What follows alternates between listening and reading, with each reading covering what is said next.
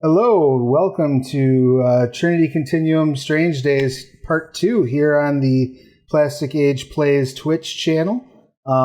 Thank you for your patience. We were, sorting some stuff out and battening down the hatches and flibbering the gibbets, but I think everything is now working. If you'll notice, my background's different because I'm in a different room in my apartment, which was part of wanting to make sure everything was functioning right before I took us live. So, we are here. When last we met, you had flown your way into the jungle area where the temple that you were pursuing the Red Widow to was supposedly located. You had taken on the services of a guide who took you as far as he was willing to travel toward the temple because some of the local tribesfolk had allegedly been skinned alive and stuck on pikes very close to where he dropped you off. So he said, "This is as far as this ride goes. Peace out." And he dipped. You made your way up to this depression in the earth that went down several hundred feet and climbed in, where you found the remains of a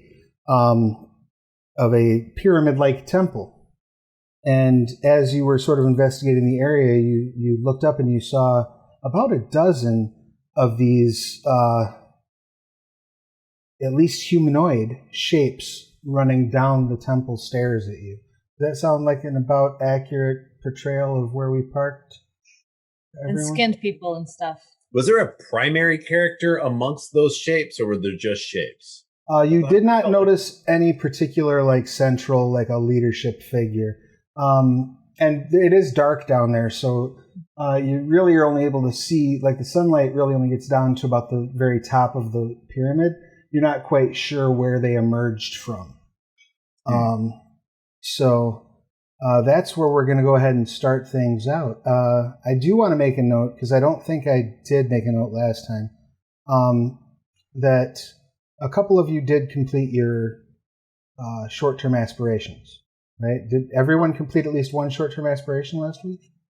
Or last session, I should say? Yeah, team survival. Sure. We survived the play. I think so. All right, so you should survive. So you should all have one experience point that you got from that. Doesn't really make much difference right now, but I just want to make sure that I have communicated that to you so I don't forget, because I was looking through things and re-listening to the show from last week, which will be up on YouTube very shortly, probably this evening. Or you can watch it in the VODs here if you want to catch up. And I thought, I need to make sure I communicate that over. So, without further ado, let's go ahead and dive right into it. These people are running down toward you. Let's start things off with everyone's favorite roll, an initiative roll, if you don't mind. So how do we do that? All right, so when you're rolling initiative, you are going to want to...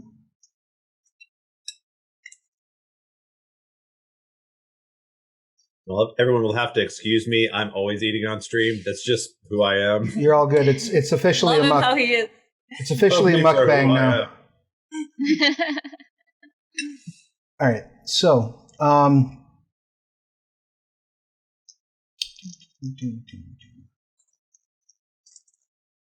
You will roll. Why am I not finding it all of a sudden? Maybe we should move some of these out here. should be. I could put all the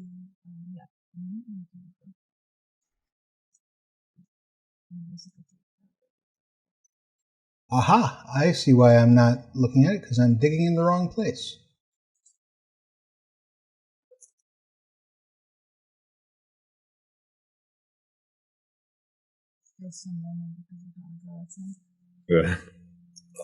You will roll the lower of your athletics plus cunning or empathy plus dexterity. Oh, duh. I'm going to ace the shit out of this. So whichever of those is lower than the other. Athletics and cunning. Yep, or empathy plus dexterity. Okay, I have no athletics, but I have hella cunning. Empathy plus dexterity. So is it the lowest of all, the lowest of those two sets? Right, the lowest of those, when you combine those two, whichever number is lower, you roll that many dice. Okay, cool. I don't have athletics or empathies. Nice. Damn it. Dexterity Dexterity and empathy is less by 1. Matt, my cunning and Really? I can't just use the 5 in my cunning? That's so rude. cunning and athletics. Woo! That gives me a total of 1. Nice. Mine is 5. No 10s athletics do is explode 5. as they would in a normal die roll. 0 successes. Excellent. 1, 2, 3. So I have nothing athletics, but 5 in cunning, but that's 5. So that's 5. And empathy and dexterity makes 4, so I have to take the lesser one? Yes, you have to roll the Why? lesser one. I know. It seems so unfair because I got a 4 in dexterity, so the dexterity other one would have been better for me. But at least you're getting 4. I'm getting 1 die. I'm getting 3. You guys. A 10 and a 9. Right, we roll that 10. We rolled the 10s, right? Yeah. Wait a minute. Let me see that one. No, that was a 1. No, a 1. No, never mind. So a 9. So you have 1 success. And Thoth, how many did you get? I have not yet rolled. Let's find that out. Or 1? 0. Yes, I get 1 die. That's right. That's 6. Excellent. So That's not a success. Not an 8. Oh, so my it's a 0. the way this chill. works is once initiative has been rolled, it generates a number of slots equal to the people rolling initiative. Now, your enemies are all acting as 1 slot, so they will all have focus, quote unquote, at the same time. So now I break this out. They got 3 successes, so they have the first focus. And then afterward, focus will leave them after they act. And it's up to you as a group to decide who takes the first focus out of your group. So you have 3 slots, and you can take those in any order, if that makes sense. Okay, so we have 3 slots of focus, whatever that means, and then we just basically can act in any order. Right. So what focus is. when a character has focus, it means it's their turn. Oh, okay. So if you decided, for whatever reason, if you were like, we really need, Ruby to go first, you can decide as a group to give Ruby the first slot, regardless of what your initiative rolls are.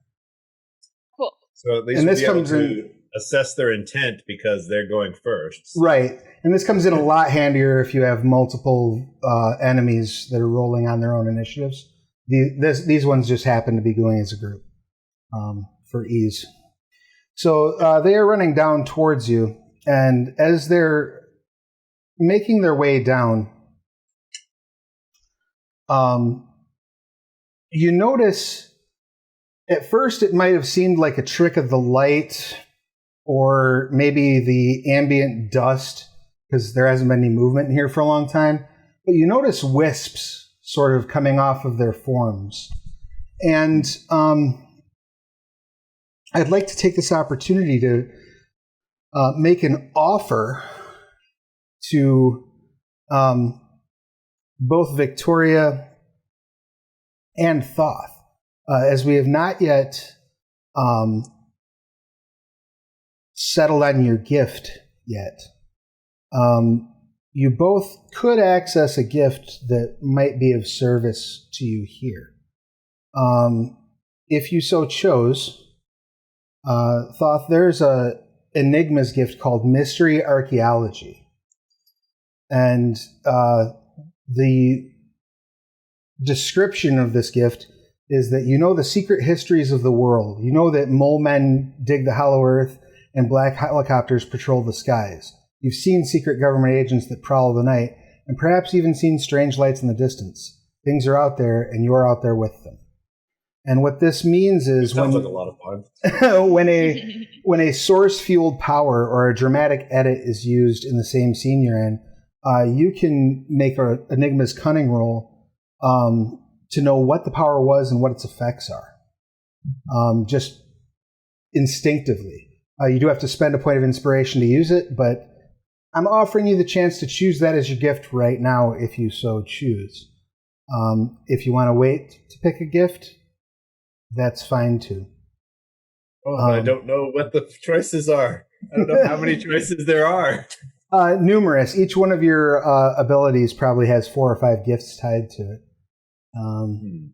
But remember, it's about responding to the stimulus. So really, the way we're doing this is does this seem? Let's do it. I like it. I like it from the start.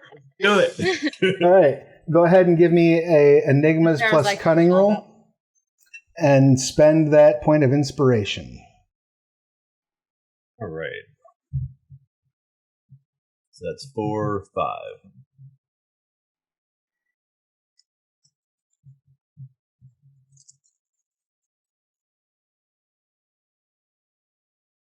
That's 2 successes with a reroll. Oh, that's right. The zeros are 3 successes.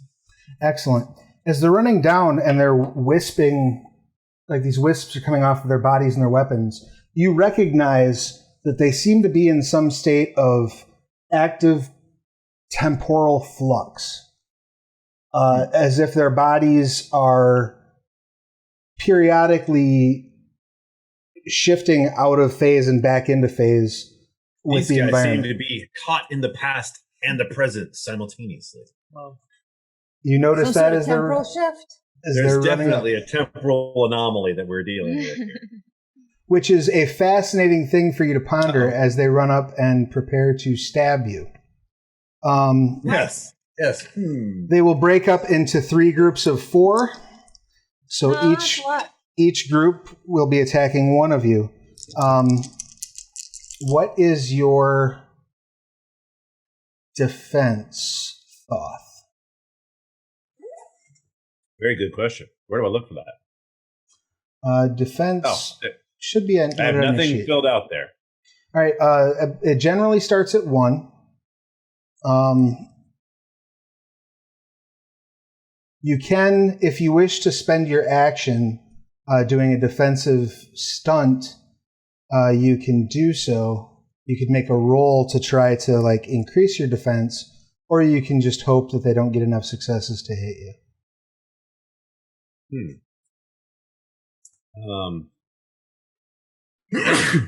Bless you. What are defensive stunts based upon? In other words, trying to know if this is something yes. So what kind of cunning stunts would I be doing? So if you do something like, say you wanted to use the dodge stunt, you would make a roll of whichever resilience attribute you wanted to focus on, and the successes would add to your defense rating. You could also spend 1 success on a resilience roll to dive for cover, which moves you a bit out of the way and absorbs some of the injuries that you might sustain. And roll away would require you to get enough successes to equal their composure as they're attacking you, and that lets you also duck out of the way, but also be out of range of any sort of retaliatory strike from them. Okay, yeah, I'd like to, kind of do some sort of dive for cover. I've got a very high dexterity, so that would be sort of my thing. But it goes on the resilience path, so it would be like my resolve. I would resolve to not get killed. Right. I'm not going to let these quantum fluxing entities frighten me, and you're going to dive to the side. Go ahead and give me a resolve check.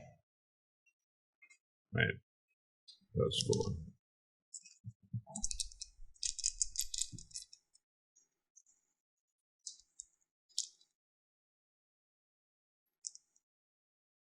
So it's 2 successes with a reroll.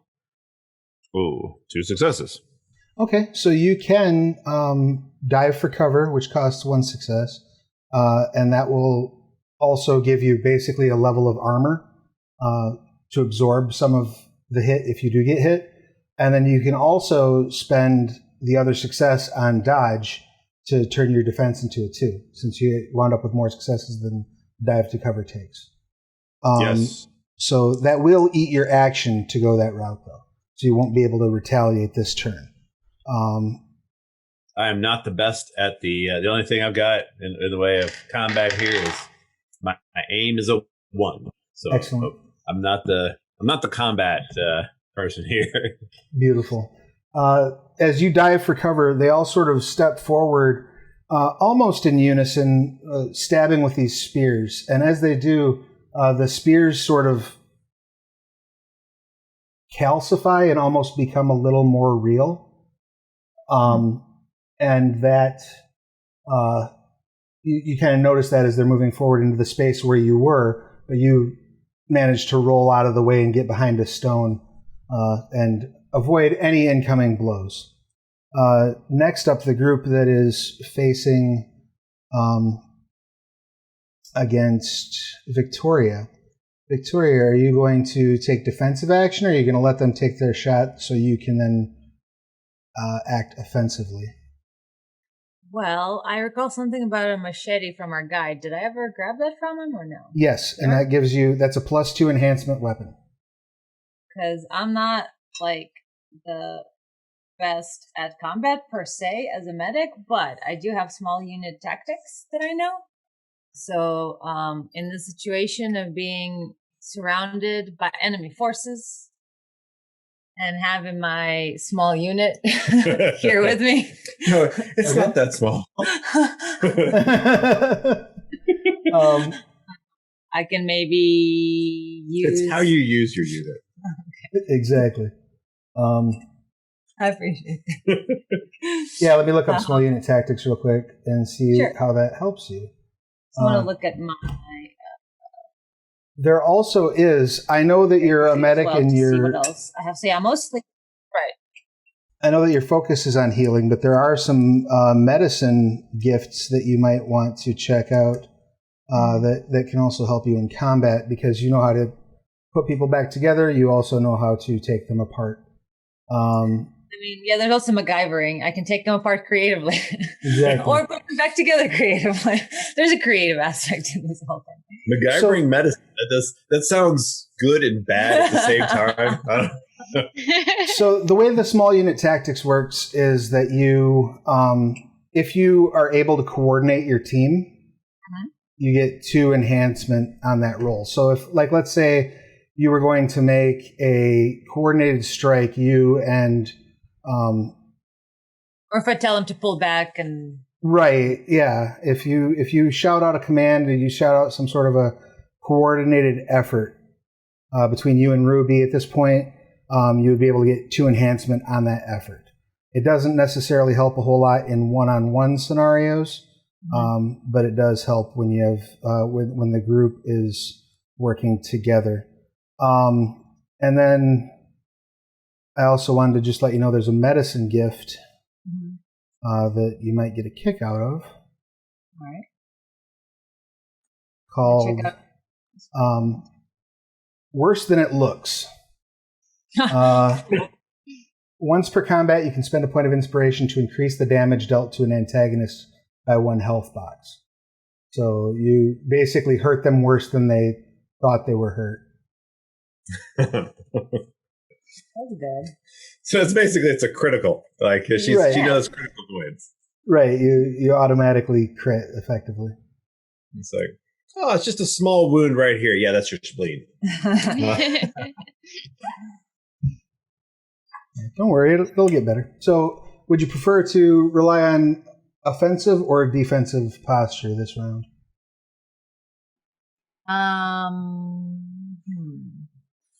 Given that we're not particularly combat savvy, my instincts would be to draw back and take cover or prepare or like on guard. I don't know. Actually, I am French, so yes. So which of your resilience attributes would you like to rely on for that? I don't know what that means. Of those, like you have resolve, stamina, and composure. Oh, yes. And so which one of those would you like? Oh, resilience. I see. Resilience is my checked box, if that matters. It's probably either stamina or composure. In this case, composure. I'm going to keep my shit together. Excellent. And tell Ruby and thought. Off. Soft. whatever I can to. I mean, I know he's already being engaged, but just essentially the goal is to maybe disengage from the enemy, get some distance between them. I could start throwing. I could find a string later and throw it to my machete, like tie it to the machete, and then just throw it at them like a sling. So you want to get some range first? Make it a range weapon. Okay. But until then, I just want to not be in immediate danger and want my team to just like back the fuck up and brace against the wall. It's like back to back. Yeah. Right. That. Excellent. I love it. Go ahead and roll your composure, and I will give you the +2 enhancement from the small unit tactics because you're trying to sort of get everyone to withdraw tactically. So you just roll the composure, and then if you get a material success, it counts as 3. 2. I got a 9 and an 8. Excellent. So that comes to a total of 4 because you got the enhancement from small unit tactics. So you could add 3 to your dodge plus dive for cover to kind of land about where Thoth is. And that clearly gets you out of the way of their spears. Now you notice as they're stabbing their spears forward, they don't look as solid as the ones that were stabbing at Thoth. Like they don't look like they're here as much, if that makes sense. They're almost a little bit see-through. The last group comes barreling at you, Ruby. What would you like to do? Yeah, I will also use my composure to take cover. All right, go ahead and roll your composure.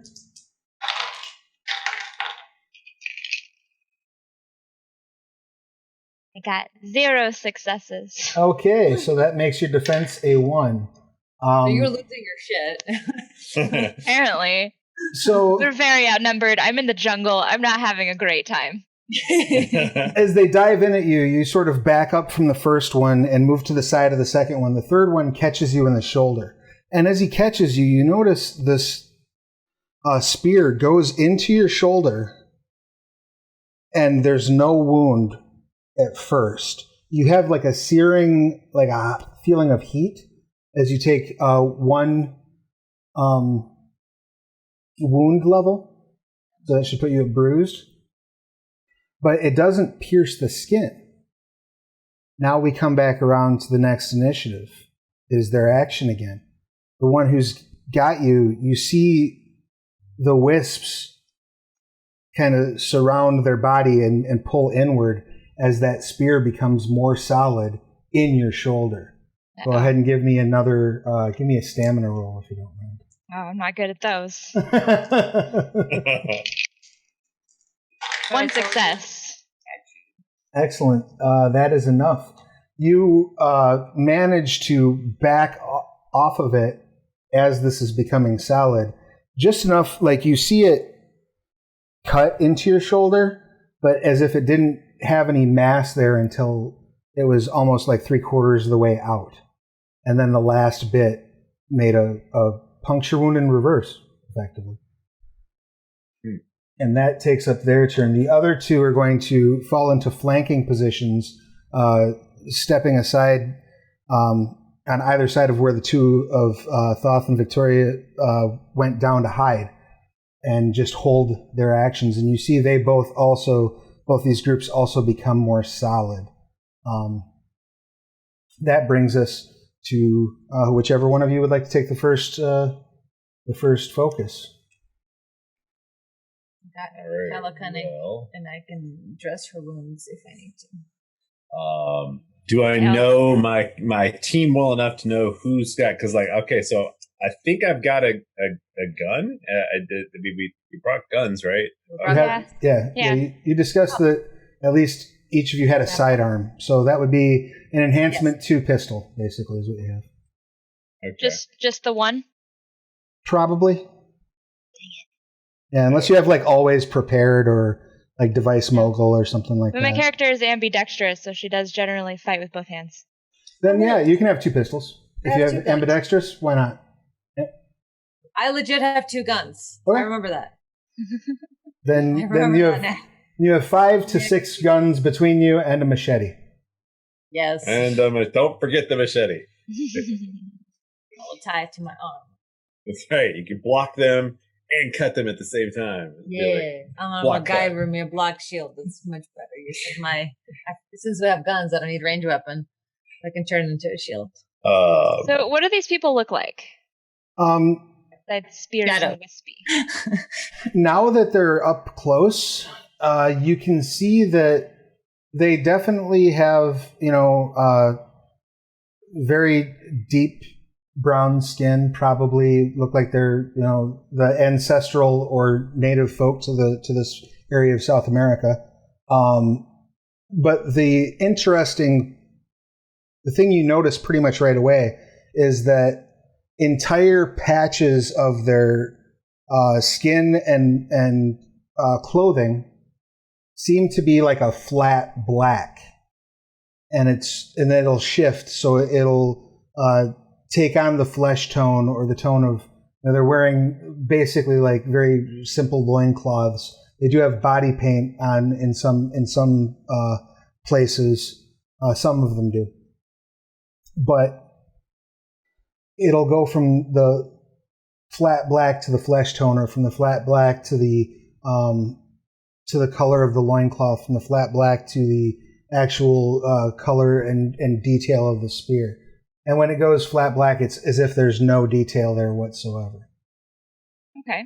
Is this happening in like a pattern, like every 2 seconds, or something that's predictable? It seems to be, if there's a pattern. Actually, you know what? Go ahead and roll enigmas. And what approach do you think you would take there to try to figure that out? Probably cunning. All right. Yeah, that sounds about right. Go ahead and give me an enigma's cunning roll, if you don't mind. And -1 because I'm bruised? That is correct. -1 die. Okay. Or no, I'm sorry. No. It's a +1. You have a +1 complication because you're bruised. Okay. So you can still roll the same amount of dice. You can still succeed and not address that complication. It just means that you will get less information. Okay, 0 successes. I'm rolling excellent. Yeah, you're like, I don't know, that's weird. But yeah, they look like probably indigenous to the area. Cool. I'm not a huge fan of like coming onto this land and taking out the locals. I'm also not a huge fan of dying, and they seem to be not like real people. So I guess I'm gonna shoot them. That's fair. So you're ambidextrous. You bringing both guns up and going akimbo on them, or are you just gonna shoot? All right, go ahead and give me that firearms. I think it's aim. Yes. Yes. And what would be your approach here? Probably composure. Okay. Trying to keep you cool while you're shooting. Yeah. It's doing that thing where you shoot and don't blink, the Mia Jovovich. Yes. Yeah. I can't imagine the amount of training that takes. Like, I realize she's only shooting blanks, but blanks are louder. One success. Okay, one will do it. Individually for each gun, or is that just... you would make one roll for each firearm, and each firearm would have the enhancement of the pistol. So you got one success, but it counts as 3. Okay, cool. And then I roll for the second one. Yes, that's correct. Nope. And one success for the second one. Excellent. So that also counts as 3. So once their defense has been reduced from it, now the ones they had all at this point, you're able to easily focus on the solid parts of their bodies as you fire. So you will drop. You had a total of 6 successes, correct? Yes. Including your enhancements? Excellent. Yes. So that will drop a total of 3 of them. So all 3 of the 4 that had come up towards you, you drop first shot. Bang, bang, bang. Who is going to take focus next from your group?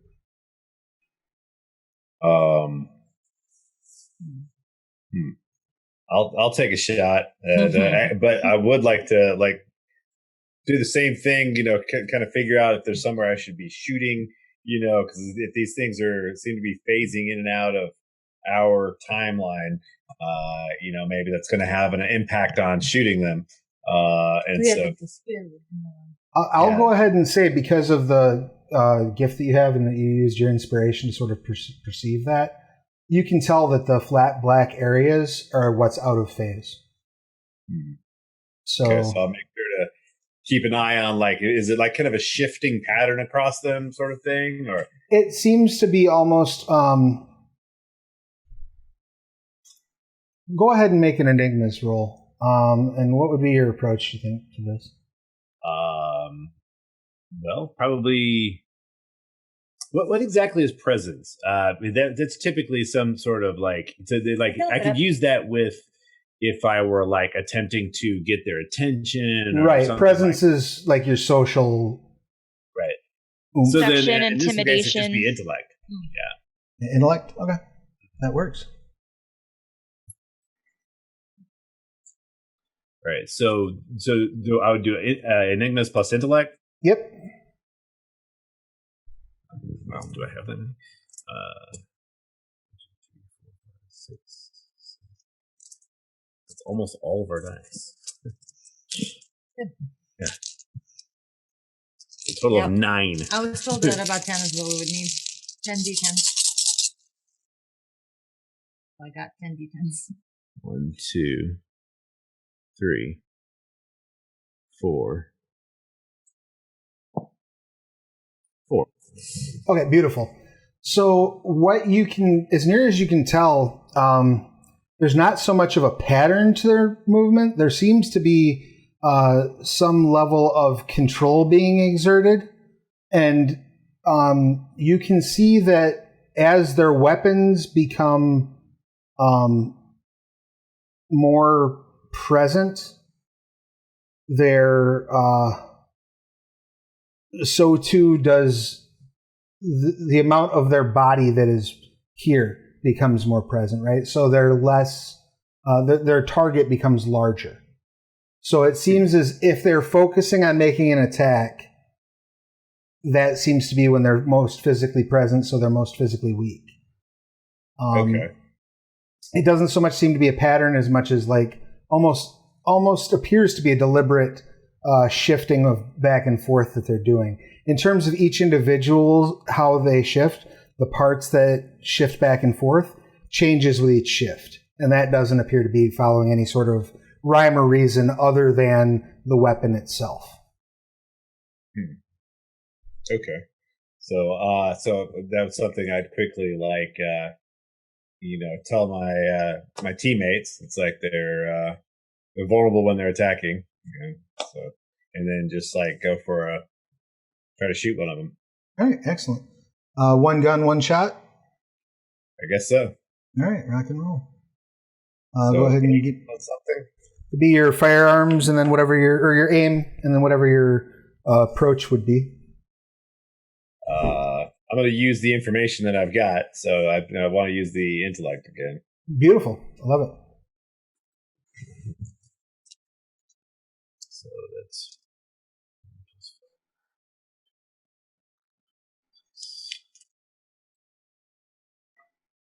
And the firearm does give you a +2 enhancement.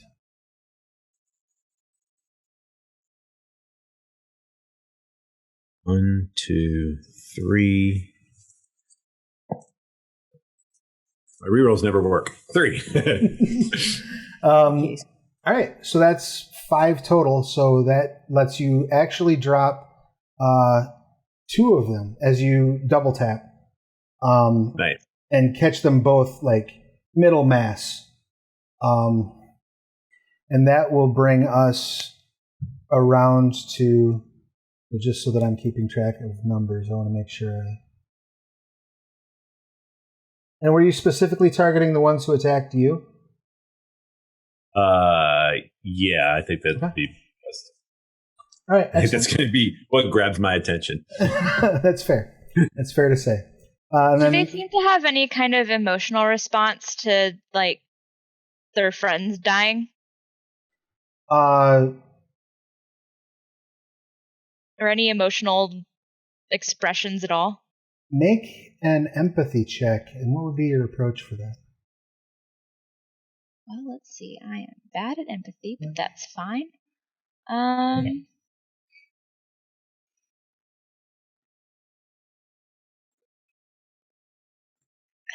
So if you have 0 in empathy, how do you make a check in it? Mm-hmm. You can make an unmodified check. So you can... Empathy plus, I guess, cunning? That's Presence, fine. Yeah. manipulation? One of those? Cunning would probably be best because it's about quick wits. So you can always make an unmodified check. You just pick your approach and just roll your approach. 2 successes. Okay. Yeah, they seem to be almost enticed by it. Huh. As if there's a certain... There's a rage of like, you've hurt my friend, but there's also like almost like a pride or like a glory and celebration, right? Yeah, there's an excitement that comes along with that too, though. So they're definitely appear to be excited by the violence. All right. And so, Victoria, what would you like to do during your action? Well, the spears, or the one spear, or all of the spears, at least the one that materialized more, what does it look like? Is it like a spear that's wooden with like a metal tip? Or so it's like a wood handle that looks very roughly worked. Like it was probably worked with Bronze Age tools. The spearhead itself is made out of sharpened obsidian. So it's, and again, in like Bronze Age level, so it's not smoothed. It's very rough edges. It looks like it would just horrendously maim you if it hit you, because it's just unequal, sharp edges everywhere that all kind of go toward a central point. Yeah, that's typical. They banged chips off of it until it was vaguely. Yeah. The ones that we killed, are they still there or did they disappear? No, so as you shoot them and they drop, there's kind of almost like a puff of that wisp, and then they're just gone. Okay. And so I landed somewhere clear of danger. Right, you're basically behind the same rock as Thoth, like back to back right now. I'm next to him. Cool. Yes. And the guys that were killed were attacking which one of us? Like, who's still in danger, in other words? So there are 3 that are on the side that you jumped from because they were the ones that were attacking you. There's 2 left on the side. No. Yes. Math's wrong. There's 4 on the side where you are, 2 on the side where Thoth is, and 1 over by Ruby. But Ruby's been injured, though. The guy that injured her is dead, probably. Yes. Yes, that's probably the first one she got. And Ruby was doing some like da-da-da-da-da, just like taking yeah. She put on her Resident Evil face and just went. Yeah. How many actions, like, can I shoot and then do a MacGyver thing, or can I just do one thing? Like, how many actions can I do? You can split your dice pool.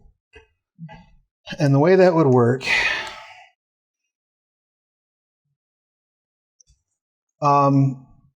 what were you looking at doing for your... Well, I do have 2 guns as well, but I also would like to, just in case, create a blade shield on my hand, because that sounds fun. So I want to tie the machete to my forearm, and like have a shield arm. I mean, you have like... You have bandages and stuff. You can bandage it to your arm, no problem. Yeah, whatever kind of medical tape. Bit impractical, though. But that's how MacGyver do. I mean, it's definitely some horror movie shit. So. And we're not very. I don't know. Yeah. I don't know, man. I don't. We have no tanks in our party. Exactly. Fair. You are tank free. That's true. I'm a fighter, but I have very low stamina. I thought we're fighterless also, but at least that's good. Because I'm like, we're just a bunch of scientist squishies. What the hell is this? What are we doing? Going out here in danger. A celebrity scientist. Stomped. What are we doing? Okay, I'm just checking out the mixed actions and combat rules here. Yeah, MacGyver is a survival thing. I think that would fit. All right, so this would be medicine, and your MacGyver specialty would apply. So you get the bonus enhancement for that. What is lower? Or I guess, first of all, what would you be using for your medicine pool for taping this thing to your arm? What would be your approach? And what would be your approach for firing the gun? Okay, I want to use the...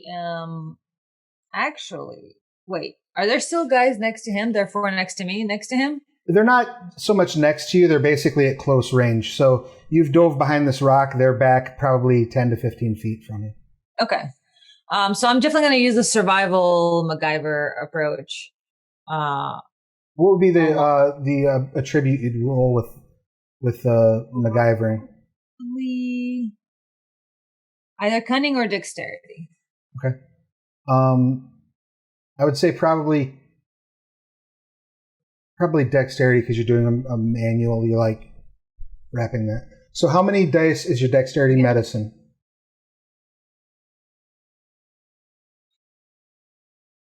Three in dexterity and 3 in survival. No, 5 in medicine. Oh, medicine. Wait, where's medicine? Yep. Wait, where's so medicine? 3 and 5 total. Medicine's up on skills.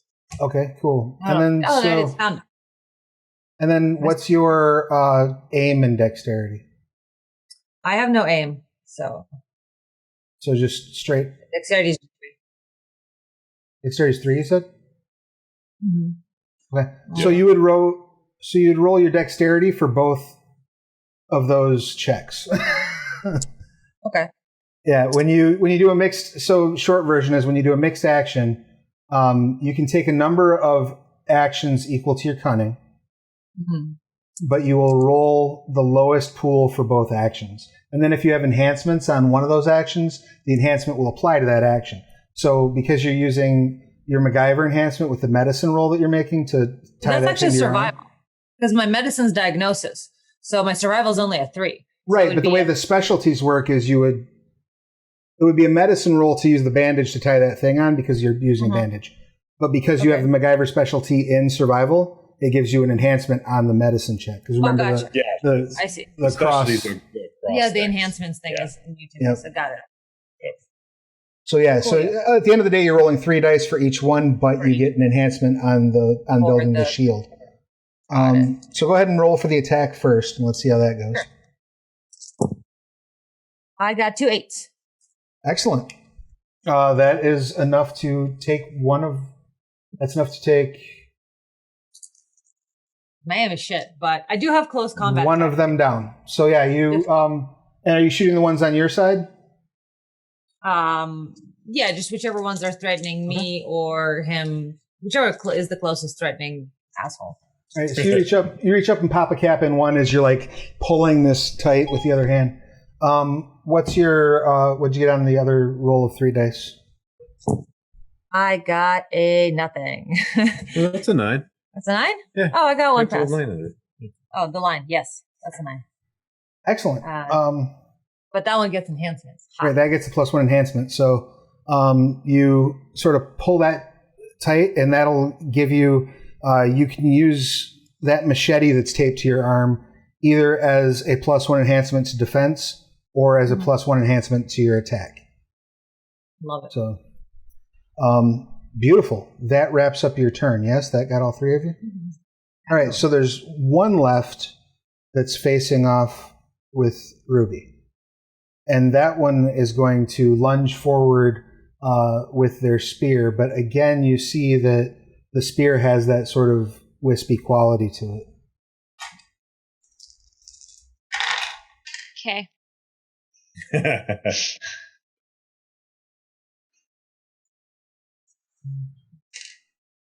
That's 3. So you will take 2. You take 1 wound. And they're going to use their second success on that roll. I am injured. To buy some. Not for long, you're not. They're going to knock you down with the second success. So, Rude. as it's not so much. Lady's wearing a skirt. Again, as they stab you, it's more of a heat than it is like a cut. But they kind of shoulder check you with the part of their body that is still solid, and that is solid as hell, and knocks you right on your ass. So you are prone. Then the one who remains. No. Yes. The 2 who remain next to Thoth are going to dive toward you as well. I'm going to give them a +1 complication because you're behind a rock right now. Did you want to take a defensive action as well, or do you want to just let the dice fall where they may and hope for the best? Is that me? Yeah. Sorry.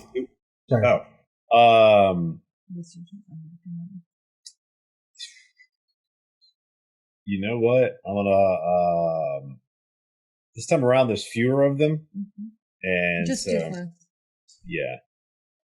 Still 4 over there, but whatever. You know, can I do something to try to distract? Like, in other words, like I've seen somebody's gotten knocked down, right? And if there's like either, I guess it would still be kind of a defensive action. So maybe that's what I want to do. Okay. What about your? What were you thinking in terms of distracting them? Like, try to get them to go a different direction, or like make them kind of like typically make people chase a moving target. Over here, assholes. Right. And so that to basically open up an opportunity for other people to shoot them. Okay. Get them to go after the person who's running, because we've got one person who's down, another person who's got sort of a defensive ability. But if I actually run, then they've got to like go after me. Sure. And so it's like, and then like I said, there's just like this instinct to chase anything that's running. Yeah. What approach do you want to take for that? I guess with presence. Okay. Yeah, that's great. Go ahead and roll your presence.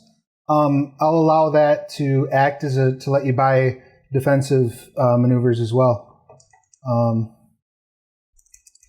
right.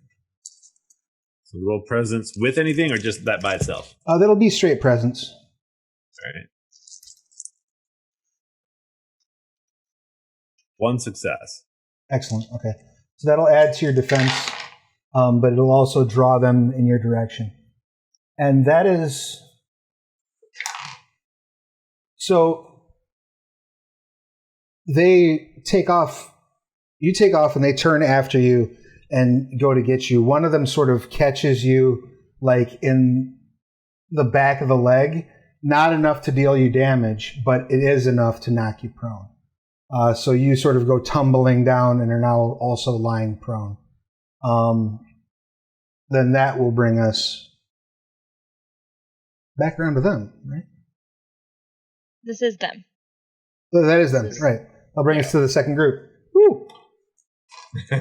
Cool. I'm not even going to bother to get up. Okay. I'm just going to kind of swivel around on my knees. Okay. And there's how many left now? 3? So coming toward you is just one of them, because you put 3 down. Yes. So there's just one moving toward you. There are 2 that are over by Thoth, and there are... No. Yes, there are 2 by Thoth, and there are 3 by Victoria. Oh, I see. Okay. Neat. Should be 1 extra. Yeah. Was I able to get so was it only the ones that were closest to me that chased after me, or is it like that I was able to get the attention of more of the group? It was only the ones that were near you, because you only got the 1 success. If you'd gotten some more successes, you'd have pulled more of their attention. And so, with you starting out prone, I just want to see how that affects their attack rolls against you. Yeah. Okay, while you're prone, you can't use the dodge defense stunt against anyone in close range, and you get 1 enhancement to defending against ranged attacks. So you can't dodge while you're prone, but you can try some other way to get out of the way, like parrying or something like that. Yeah. But he's going to dive forward and try to stab you. Now, again, he's still... I already took damage from that one. It's my turn now, right? Oh, right. He took damage when he knocked you down. Yeah. Yes, it should be back to you. I apologize. It happens. Your turn. Okay. Yeah, you got like 40 of them you're trying to keep up. So many enemies. All right, I'm going to kind of like crouch and do like that. So I shoot the one right in front of me, Okay. but I also want to shoot one over near Victoria. All right. You're ambidextrous, so you may make those 2 attacks. That's so Trinity. And the one who is right in front of you, you'll get an extra +1 enhancement because you're firing at basically point blank range. Cool. Since I'd be lost when I'm threatening her, I can go over there and help her. Well, probably need to One success. take the rest. That's all right, because you get the +2 from the gun, Yes. and then 1 from being point blank. So that's enough. You reach up and like get it right in its loincloth. Just the loincloth flaps up in the back, and it falls to the ground, turns into wispy time energy. Cool. One success on my second gun too. All right, so that's exactly enough to break its defense. So I will allow you to either succeed at a cost with this. So I'll let you take it out, but we'll say your gun is jammed. Or you can take the miss and take your consolation and momentum. Nah, I'll let it jam my gun. All right. Excellent. You shoot one of them that's sort of lunging forward towards Victoria, and the gun jams up, but they sort of wisp out as they're moving forward. And then that brings us back around to which one of you is going to go, Victoria or Thoth? I'll probably go. I got 2 guns and a machete hand. That's true. Time to go ham. And there's still 3 dudes over there and 1 chasing him, right? Or 2 chasing him. 2 chasing him. And she killed 1. Yep. Next to me. So that would make two. So 2 by you and 2 by me, and I think that's all of them. Yep. There's just 4 left. Yep. Cool. So I have defense, but that guy doesn't. So I'm going to try to, but I'm not that good at aiming, so I don't know. How far away are the guys that are chasing him from me? The other 2? Probably, I would say he probably, what's your dexterity, Thoth? Oh, my dexterity is 4. He probably made it about 30 or 40 feet before he got knocked down. Well, you know what? Let me just take care of the guys near me because my close combat has a point in it, but my aim doesn't. Okay. So you're just going to come up and sort of swipe? Yeah. Close combat means melee, doesn't it? Yep. I still want to use both of my guns because I want to try to take out as many as possible. So you can take it'll be close combat. And then what would be your approach for that? That you're relying on dexterity for being fast, might for just being purely strong, resolve because you're not going to let these bastards hurt you. I'm thinking of if I could get away with using my guns, both of them, take out 2 guys and use close combat dexterity. That would be awesome. but I could So try. the way you could aim, use doesn't have a things thing. like cunning is like Well, that's being aware of things. Well, I mean, it could also be. I think it's also like, would you use cunning in a situation to kind of like do feints and things like that at close range? Absolutely. To try to draw people in. So yeah, that's so. Well, why would I want to do that? I just want to pop cap on 2S. No, it's because the point is, if you can get them to attack, then you can make them more vulnerable, and so it's like during that little. Oh, they combat, have to do the melee on right, these? and then so. But then somebody else would have to shoot. No, you still could. Think of it more simultaneous when you're thinking about the actions of your turn. Though we have to resolve it in a line, it's all kind of happening simultaneously. Right. Where this differs from like your D&D combat, for example, right? Not every die roll is like I swing my sword. Sometimes it is like that exchange of seconds while you're baiting them into the position and then striking at the right moment. So it's more of a narrative approach. Really, what it boils down to take a little bit of the shine off of it, is what you're building the narration. You're building the description of how this is coming about. At the end of the day, yeah, you're still shooting the enemy in the face, but you get to decide like what's going on in their head and your head a little bit. You get to have a little bit more control over the narrative than it just being like a raw exchange. So you can anywhere where you can take one of those approaches and make it make something that resembles sense, you can justify rolling that die. Okay. So they're more vulnerable when they're attacking. So in that case, if I can do essentially multiple things in a row. What's your cunning score? It's 5. So you can take up to 5 actions in a turn. You just only roll the lowest dice for all of them, no matter what your pools are. Okay. Well, you can make it where you're firing off more shots that way, right? So in other words, if she's using her gun, she could end up making more shots that way. Is that right? Absolutely.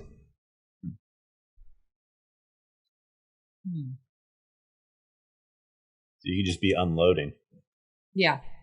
I don't like. They are still vulnerable when they're not attacking, right? Or do they have to like be physically attacking someone in order to be hurt? They still can be hurt when they're not attacking, but they seem to be more vulnerable when they are. But that attack is happening. Like when they're attacking, they are attacking at the same time as your turn. So it's not, you don't have to wait until he goes. Right. Yeah. You can just, and you can even say, I'm going to wait till they lunge and then just unload. Yeah.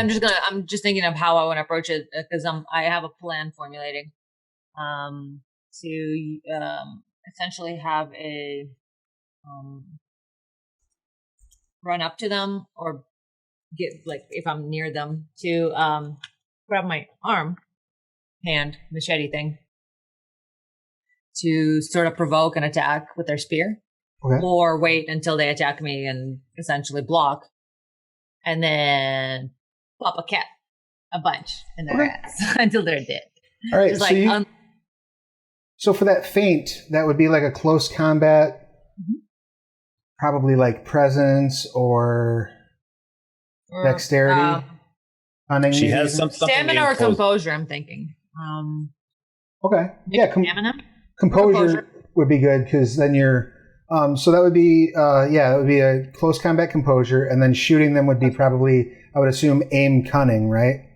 Yeah. Would be what you go with. So what's the lowest of those 2 dice pools? Aim cunning is 5, and composure and the other one is probably 5 too. How would she do the close combat? Oh, there it is. Close combat. You do have they're one both point. 5. Okay. Yeah. I didn't realize close combat was specifically a skill. Okay. Yeah, so they're both 5 points. So then you'd roll 5 dice. You can do it. You can do it 5 times. Hell yes. Well, that was only a 1 pass. That's let's roll that's one. all you need.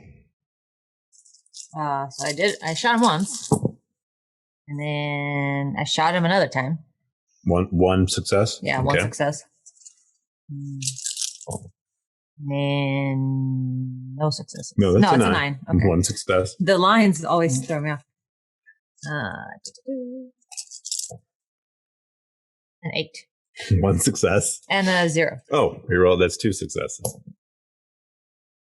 Okay, so there's 2 successes on the 4th shot. And 1 and reroll. 2 success again. Okay. 2. Just 2. So, 3 of them with 1 success and 2 of them with 2 success. All right, so the 1 success rolls with your enhancement brings you up to 3, which is exactly their defense. So you can succeed at a cost on each one of these, or you can take extra momentum for each one because they barely got out of the way. The last 2 still were enough to get over their defense and do effective hits. So you took out at least 2 of them. But if you wanted to, say, succeed at a cost on 2 of the shots, you would take out everyone that was left up. You'd still gain 1 momentum, and then there would be 2 complications that would arise from the 2 that you took out. I would I would gain momentum, so like adding to our pool. Yes. So right now your momentum pool should be 4 because Ailey took the failure on the shot. You start but then 3. I'm going to help her later, and I'm going to need momentum for that as well. So we need momentum. But you could take them all with taking 2 complications. You would take all 4 of them out. I want momentum. Okay, that's up to you. I want to gain momentum because I'll have to spend it. Oh wait! Except then I might get. Then one of us might get injured again. So. It resets before each session. Right. So you should have 4 in the pool right now. I may not need momentum because of the timing. And you'll get 1 momentum either way. No complication. Complication was like when her gun jammed. That was a complication. Okay, but what does it mean? So something going wrong with what happened. So it might be that your gun jams. It might be that you knock some rocks down with a ricocheted shot, and it calls. The extra noise brings something out, or you blow a hole in the wall and a snake comes crawling out. Things like that can happen with the complications. How does that reflect in the game? One of 2 ways. Either you would need to make, like in the case with Ailey's gun, she'll need to make a aim roll to fix that. Otherwise, the gun can't be used again. It could be that the complication shows up narratively where it's like, now you have this extra problem to deal with. Gotcha. It's okay. It's something of a gamble to succeed at a cost because you're never quite sure what that cost is going to be until you pay it. Oh, but that's life. That's fine. I'm with that. So you want to take out all 4 of them, gaining 1 momentum and succeeding with a cost twice? Well, I whichever one takes them all out, that one. Okay, excellent.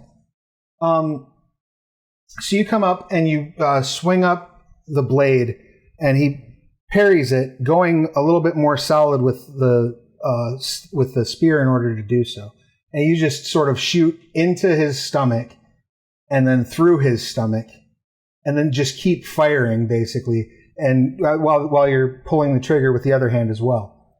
And this hail of bullets has echoed throughout the entire area. It sounds like a cacophony of gunfire that makes you sound like there's 5 more of you than there are there. And you take a moment to catch your breath as just as everybody sort of gets to their feet, looks around, makes sure that you all have all your parts connected.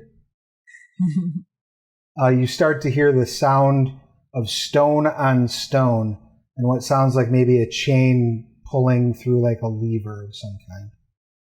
Oh no. Turn towards the sound. Yes.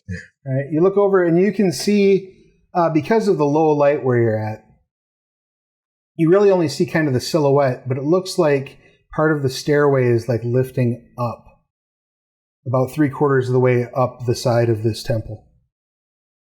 So does that mean it's like a door is opening, kind of? Looks like maybe, yeah. I'd like to use my Walking Wounded, whatever it's called. Special one thing that we get of specialness. Skill trick. That one. Okay. because we got an injured party member and we ain't got time for that shit.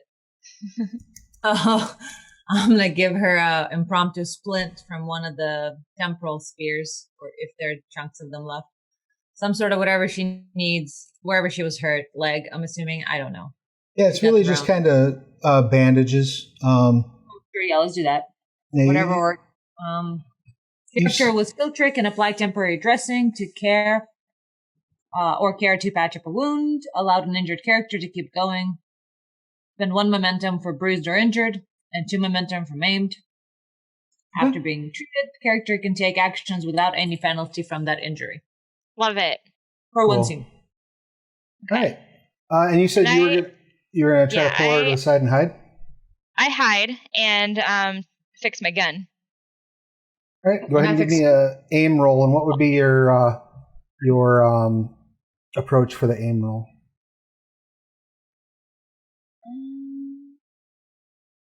Composure? Yeah. Keeping your head cool. Yeah. I'll allow it. And what are you doing while that's going on, Thoth? Being surrounded by stray cats, apparently. The pumas are gathering. I'm gonna set up a ambush. If it's got a if it's open it up like this, I want to get kind of behind the door because I want to catch if there's more of these guys we might have stirred up. I want to try to catch them unaware.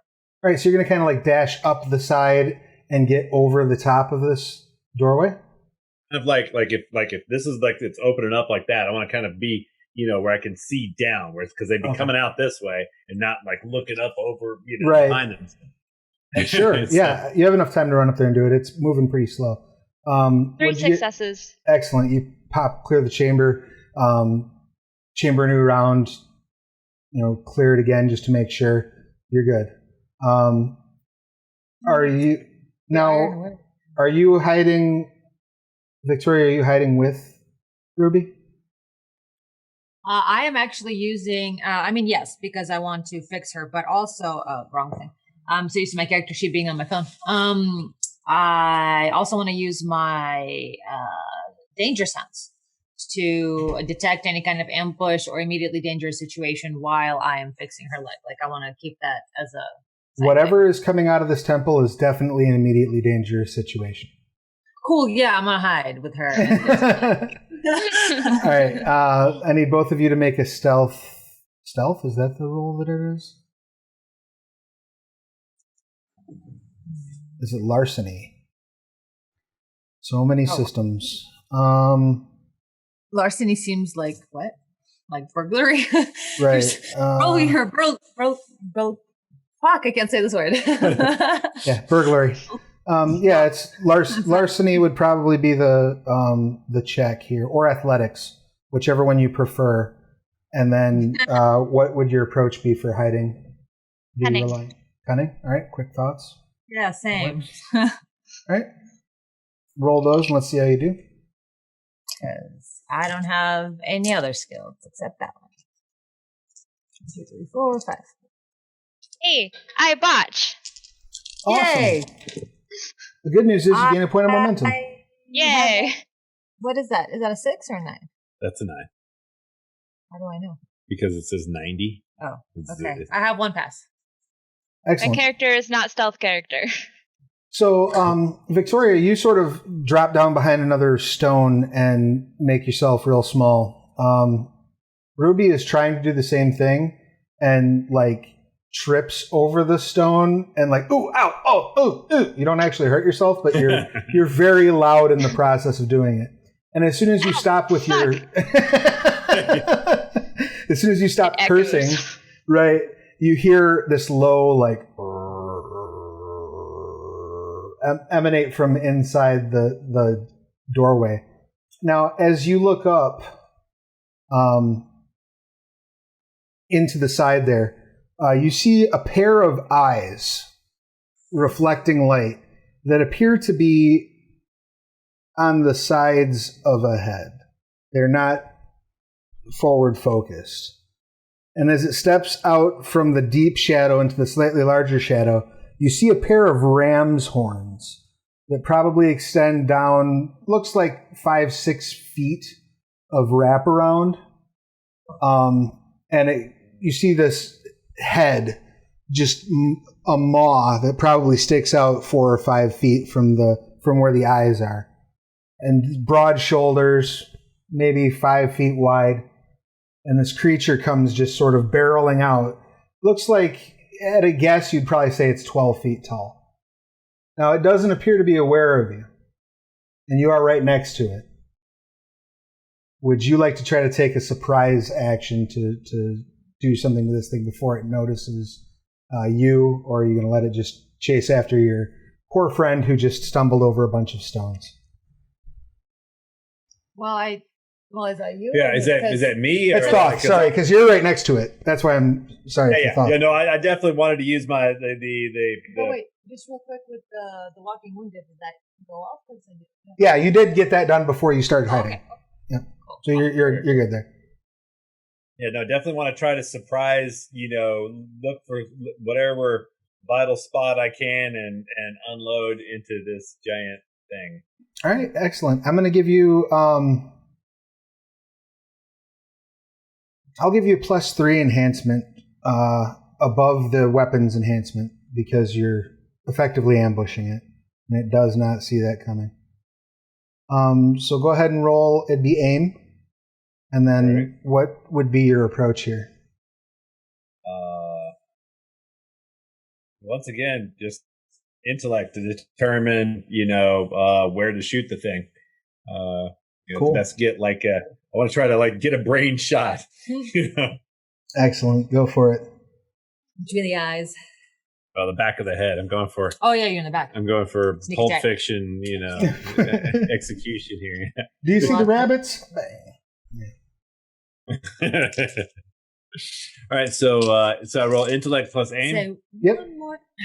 Yeah. Say what again? All right.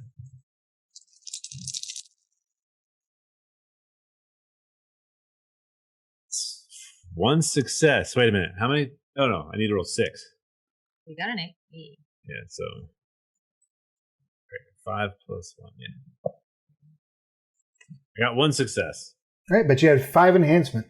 That comes down to 6. So its defense is a 4. You still get 2, which is enough to do 1 level of damage to it and buy an additional damage stunt.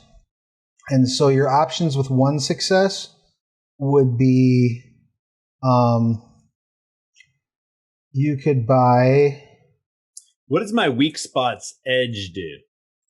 Oh, you have the weak spots edge. Let's see. Yes.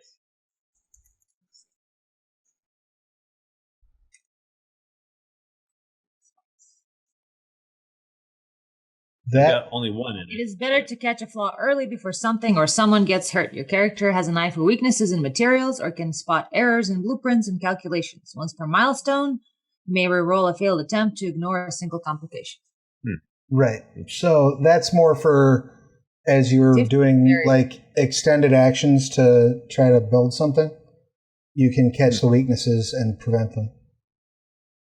As materials and errors in blueprints and calculations. It's very technology related, seems to be.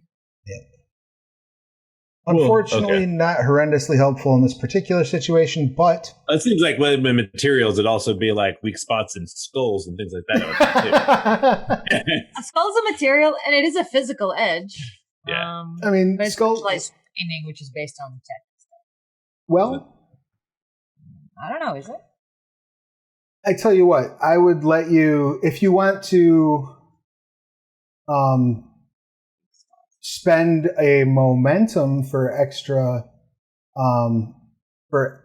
extra health level of damage, I could see justifying that with the weak spots.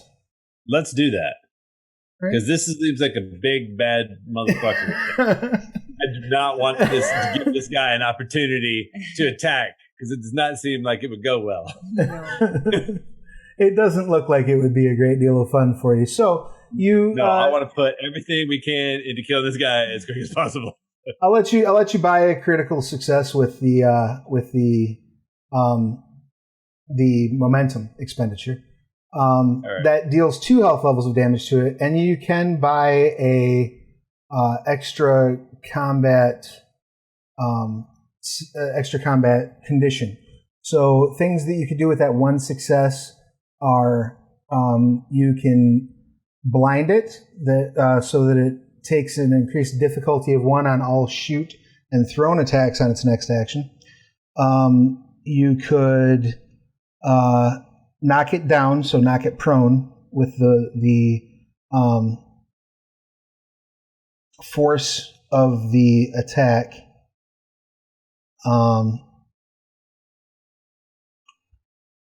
You can also, if you want to, you can empty the magazine, which costs you no extra successes, gives you +2 enhancement to the attack, so you'd be able to do 1 more health level of damage.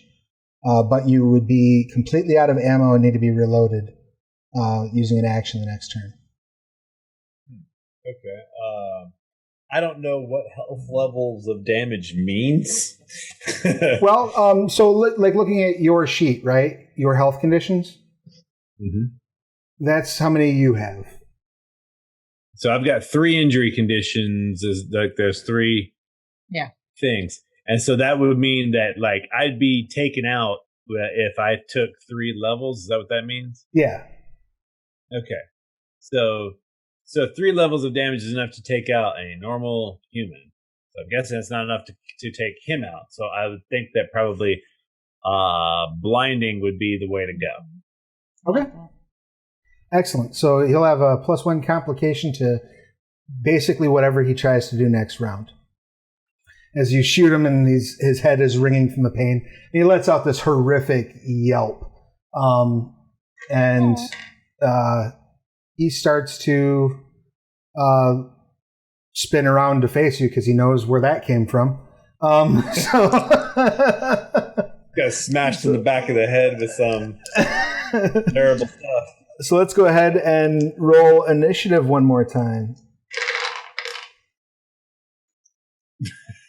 Let me do that again.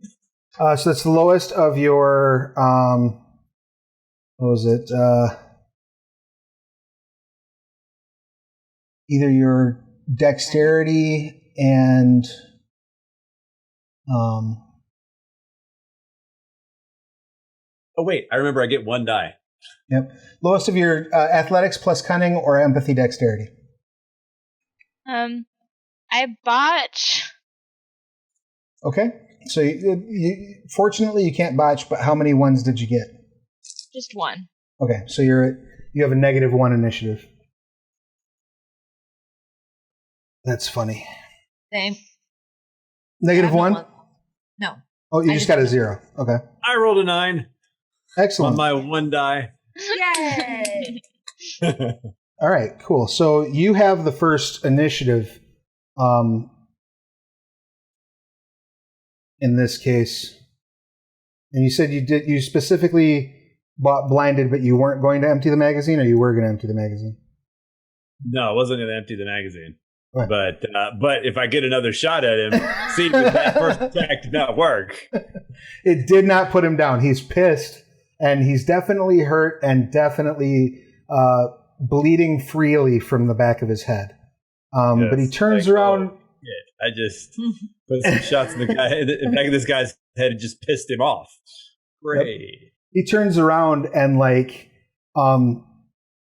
grabs the stairs that had opened that he came out from under, and rends them off to the side so that they're not between you and him anymore.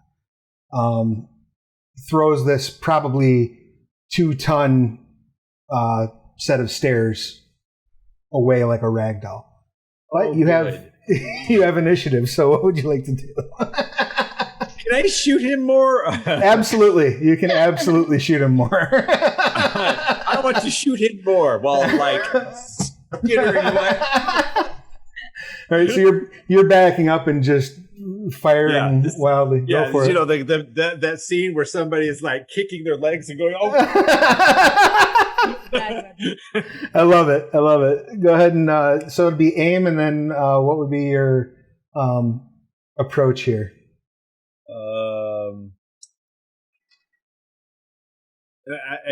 Would you ever use presence in a sense? In other words, like would you use presence as like a die, you bastard? You know, or is that because I don't know how that you would? Oh, sure, yeah. Like if places where a presence fire or presence aim roll might come into play is if you're trying to like get someone's attention, or if you are trying to intimidate them with the gun. If you shoot the gun into the air and you're like, hey, that's a presence aim check. Right. Generally speaking. I would have a hard time with like, just in a normal combat exchange, usually you're not going to use presence as part of your aim. What about dexterity? Dexterity would be perfect. Okay. Yeah. Yeah. Dexterity is kind of the fallback, right? Like, I'm good with my hands, so. Yeah. And there you go. Cool. So aim plus dexterity then. Is that right? Yep, absolutely. And you'll get a +2 enhancement from the pistol. Excellent.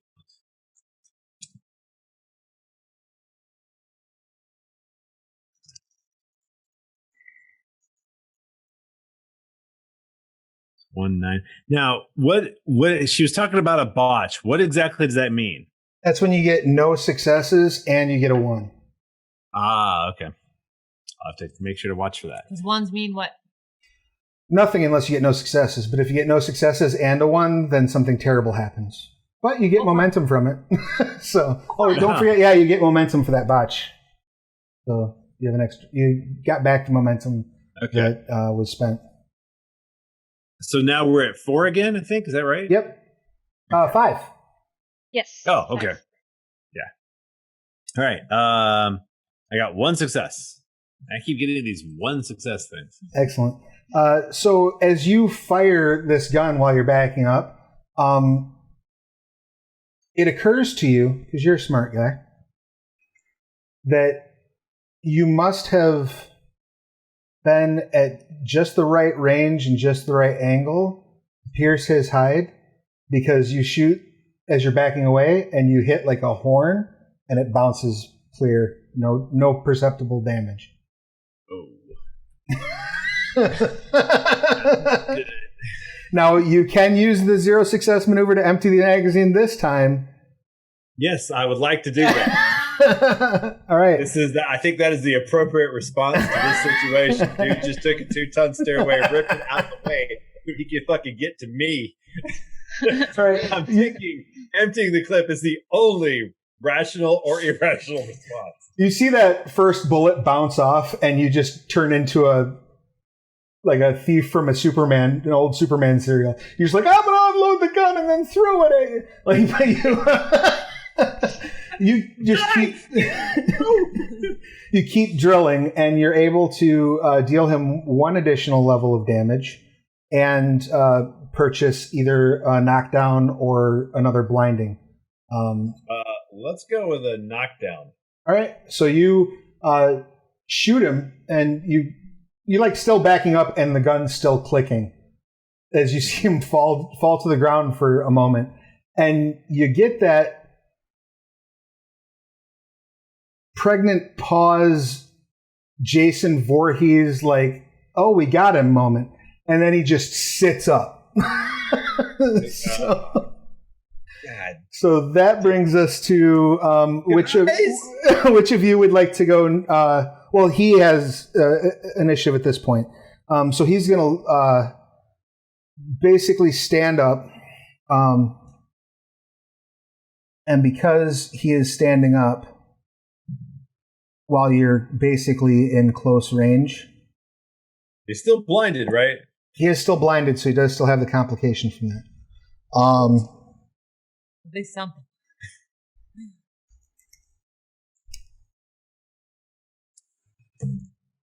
I'm just checking the exact effects, because I know when you're close enough to him,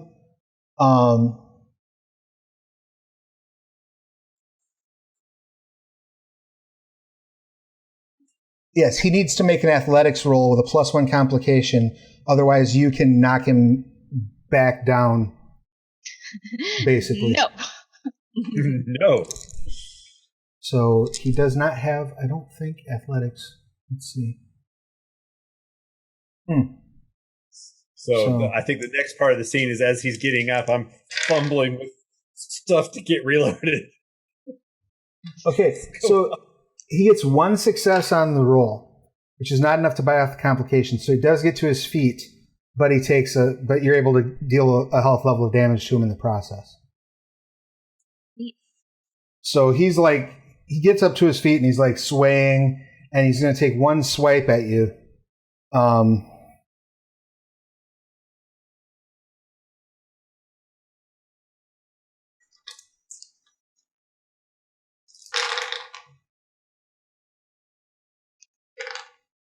Okay.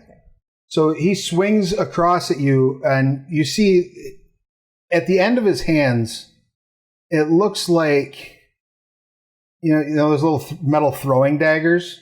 That's about what his fingernails look like, as they rake across your chest, and you suffer 2 health levels of damage. Ow.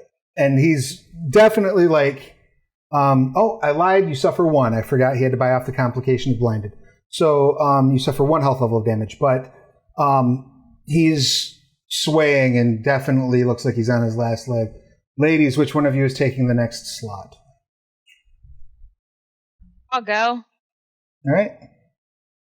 I calmly stand up and walk forward and just shoot at the thing. All right, excellent. Just bang, bang, bang, bang, bang, bang, bang. Would that be a aim composure? Is that what we're? Yes. Excellent.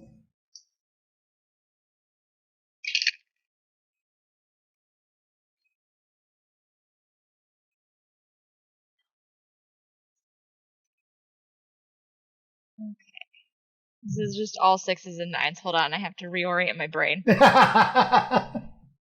3 the worst. successes. Awesome. Okay. So that's enough to pierce his defense, and roll for the second as well if you want. All right.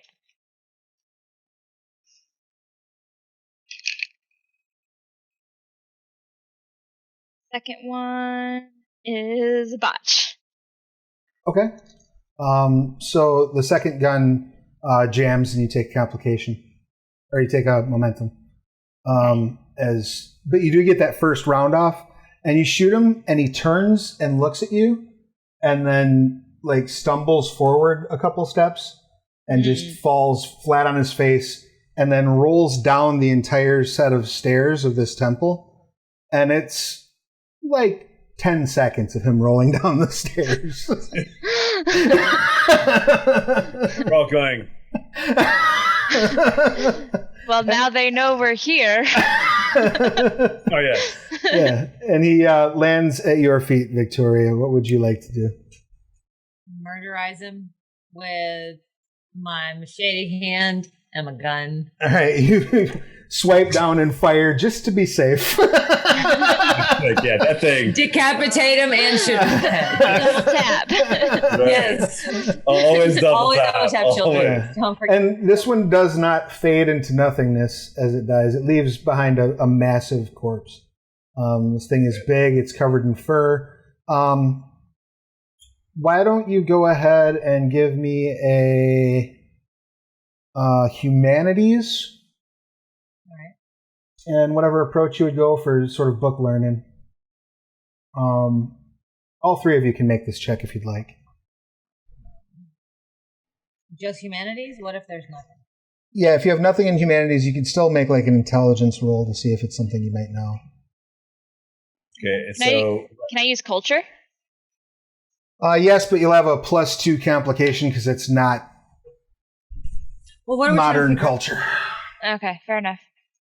Trying to figure out something about the creature, I think. Can I use my medicine to figure out stuff about it on a biological level? Oh, sure. Yeah, absolutely. It'll be a different roll, not get the information I'm checking to see if you noticed, but yeah, you can have 1 success. And did you want to... Nah, I went with humanities. You went with humanities? Okay. Yeah. 1 success in medicine. With the medicine roll, you determine that it is definitely some type of a primate.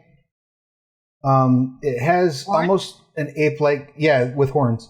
It's got almost an ape-like build, but its hands are very refined, almost human-like. It's got opposable thumbs. Fucking chimera, yo. Oh no. Yeah, it definitely has these horns, and it's got this elongated mouth that strikes you as interesting. Elongated like what kind of animal? Imagine almost like the way like a hippopotamus snout is, or like almost maybe even an alligator. A lot of genetic mixing. I got 5 successes on a humanities intellect check. Excellent. So, Ruby, you're pretty sure this is like a chupacabra. Like this fits what urban legends you've heard about a chupacabra. Very big. Like Pretty big chupacabra. You didn't know they were that big, but it sounds almost like the way a chupacabra would be described. And that makes a lot of sense to you, Thoth, as you're thinking about it, because you realize what this probably is called a maracoxy. And those are the ancient South American sort of creatures of lore that some historians believe is where the chupacabra legend comes from. But these things were these massive, just brutal, murderous monsters. And you appear to have found one. Yes, we found one. Found us. And as you're sort of looking it over and coming to these conclusions about it, you see some light start to emanate from inside the temple. I'm still finishing reloading my gun. Good call. I hide. All right. And also, I fixed my gun. Evasive action. Yeah. I don't. Why are they fixing their guns all the time? Because they keep breaking them. So I need to fix my gun. My gun jammed, and his ran out of ammo. I unloaded at some point. Well, you didn't specifically I did use 5 the attacks, so I just remember the lot. Hey, no, this you can have like 14 in a clip. Yeah, how big is my clip? Yeah, probably 16 in the clip and 1 in the hole if Nate Dogg is to be believed.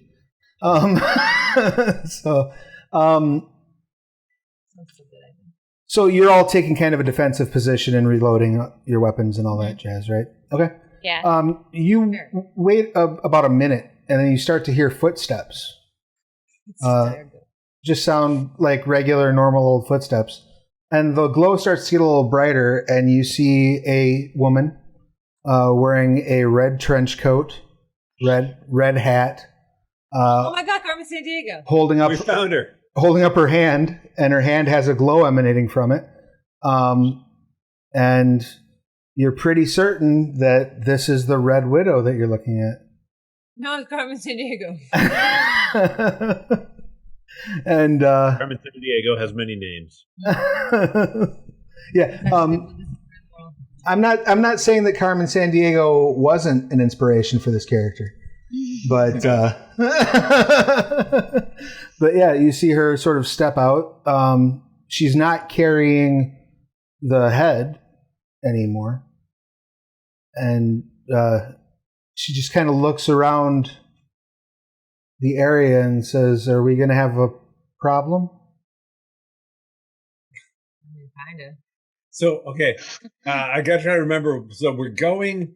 I'm trying to remember from the last session where we were. Like, so the red. Who exactly is she? She's our nemesis. Right, she's the person who supposedly stole this skull. Was allegedly they had reason to believe she was coming here to try to use the skull to unlock some sort of weapon or some sort of power in this place.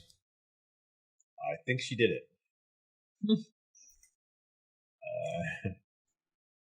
I say nothing from my hiding spot. Yeah. Yes, and so it's and so our task is to kind of like stop her from using this weapon or whatever. Right. Find out what she was trying to get her hands on. Stop her from doing anything nefarious. If possible, Ideally, bring her apprehend in. her. Right. Yeah. If possible, bring her in. Hmm.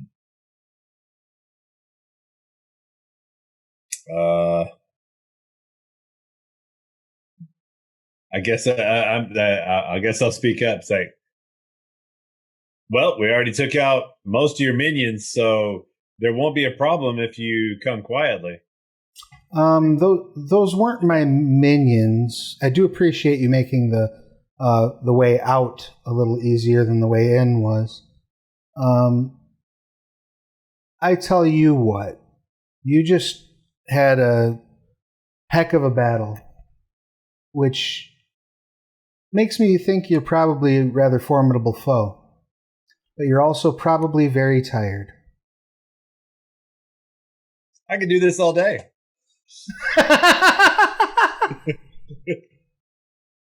Says, it's not really me you want, it's the skull you want. It's in there. You're welcome to it. I've gotten what I need. So you take the skull back to whoever it is you're working for. I'll take myself back to wherever it is I'm going from here.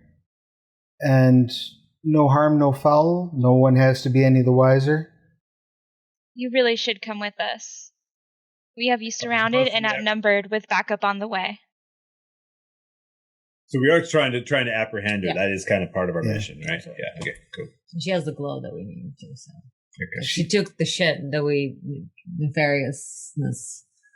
And I never finished my artifact. Like I've got a 4 in artifact, and I never. We need to get together and finish that, because that would be an excellent plot device for you to pull out at the beginning of next session in 2 weeks when we come back to this, because we're at 8:05 at this point. So yes, let's talk. Let's talk very soon about getting your artifact handled out. So questions, comments, complaints, or concerns about tonight's session? Nope, this is a good cliffhanger. Excellent, thank you. What do we do with the Red Widow? Mysterious artifact that you have. And so I'm about to reach behind me and pull out. Exactly. And the screen goes black.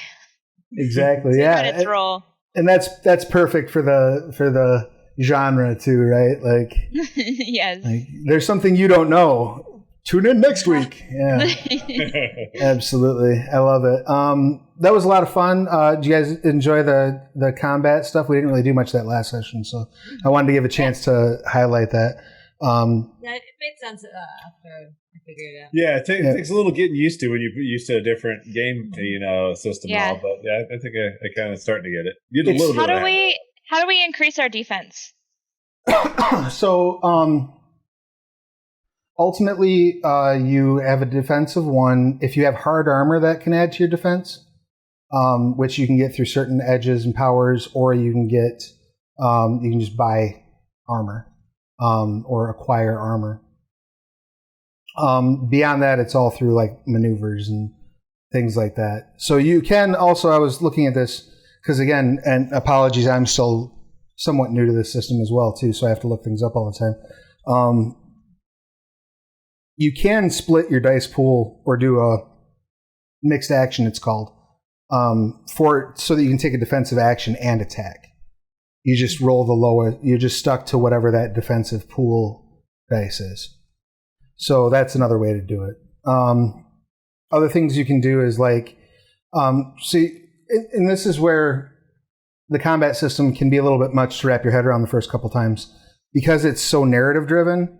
You can, if you're going to set up an ambush, for example, you could have said, I'm going to set myself up behind these rocks, right? If you'd gotten down there and you were planning to attack someone in that space, you'd say, I'm going to set up behind these rocks with a sniper position, so I'll have 2 hard armor for the fight because I've got these rocks in the way. Stuff like that you can do too, in prep.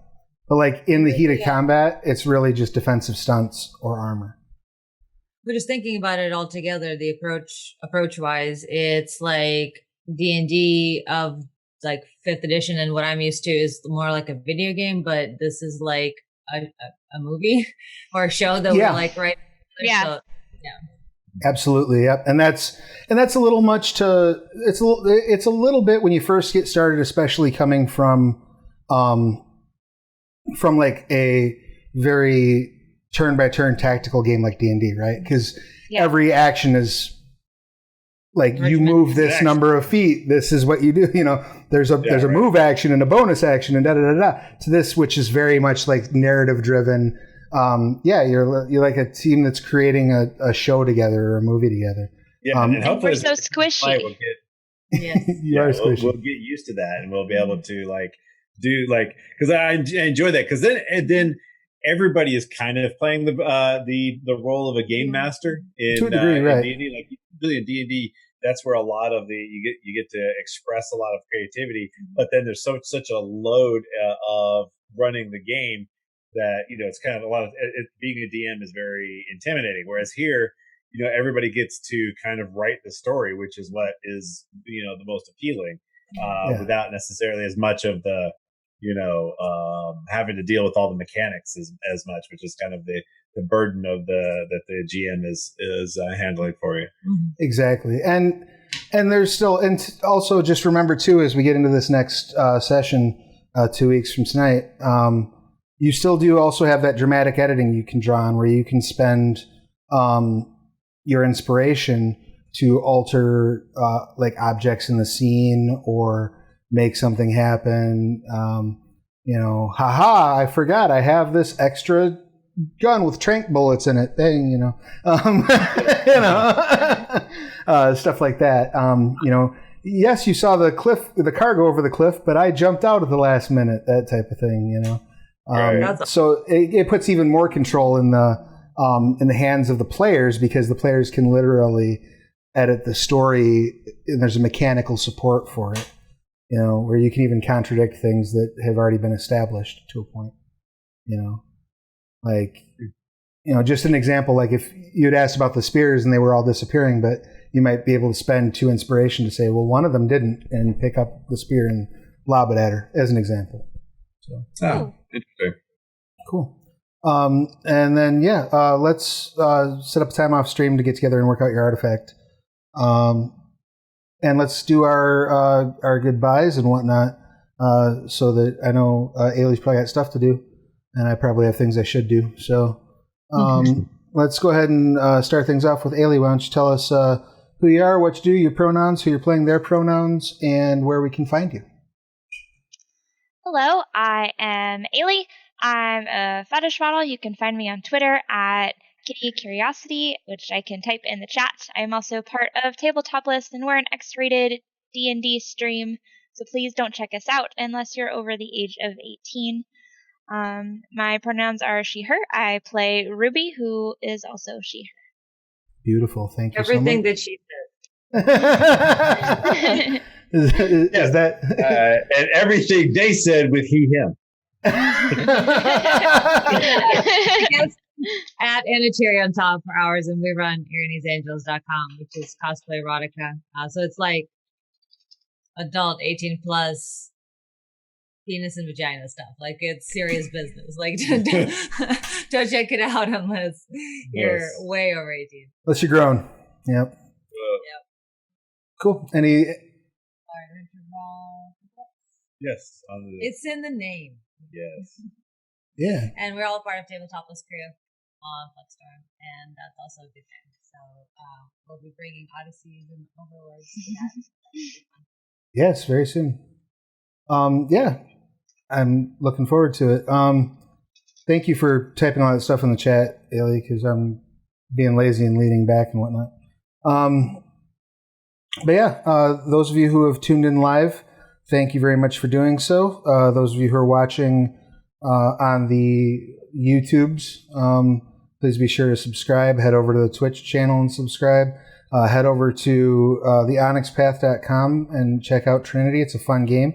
You can also pick it up at DriveThruRPG in PDF or print on demand.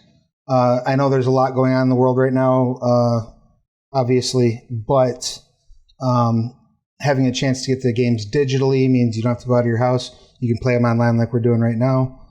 There's a lot of virtual tabletops. It's a good way to blow off some steam and get some social contact without having to, put yourself in any sort of hazard or risk. You can also, as of right now, they're still doing print-on-demand books. So if you really got to have that hard copy, they're still shipping them. They're running a little slow, but they're still open. You can also order them through Indie Press Revolution, I do believe. And those are the standard printing process. So they're a slightly higher quality paper, and they're 4-color offset printing as opposed to print-on-demand digital printing. So if you head over to indiepressrevolution.com and look for Trinity Continuum, you should be able to find it there as well. I'm Travis Legg. I'm running this, and when I'm not running this, I'm running other stuff here. I'm also the line developer for Scarred Lands. Got a bunch of stuff going on there, and I am the creator of Odysseys and Overlords, which we will be running over on their channel very, very soon. Check that one out if you get the chance. Also at Drive-Thru RPG, also in print on demand. That's an old school fantasy. We run it off the basic fantasy RPG engine, which is, for those of you who are big D&D nerds, it's AD&D except without THAC0.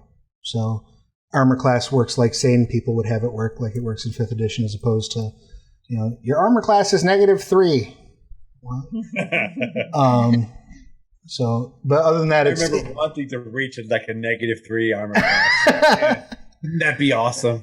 Yeah, it's so, like, looking at it, it blows my mind that anybody ever played it, because how the fuck did we make sense of that? But yeah, he tried to explain it to me many times, and I'm like, I'm sorry, what? Yeah. 2-hit armor class 0. Oh, I can't even. There's too many counting backwards. It was tables and charts and all sorts of fun stuff. But the folks that made the basic fantasy engine basically figured out, they got rid of THAC0, streamlined it, and they put it up for open content. So I made Odysseys and Overlords, which is a fun little setting that I look forward to introducing you to more. So thank you all so much for tuning in. Thank you all so much for hanging out. And we will see you back here for this in 2 weeks' time. Excellent. Good night. Yay. Thanks for joining us, everybody. Yeah. Thank you.